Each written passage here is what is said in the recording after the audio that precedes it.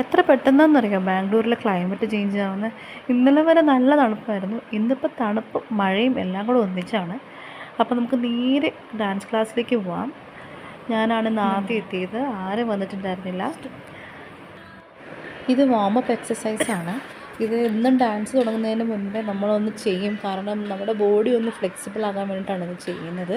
അല്ലെങ്കിൽ പെട്ടെന്ന് നമ്മൾ ഓൾറെഡി നമ്മുടെ അടകൂസ് സ്റ്റാർട്ട് ചെയ്യുമ്പോൾ പെട്ടെന്ന് കൈക്കും കാലിനൊക്കെ വേദന ഉണ്ടാവും. അപ്പോൾ ഇത് വാമപ്പ് എക്സസൈസ് കഴിഞ്ഞിട്ടാണ് തുടങ്ങുന്നത്.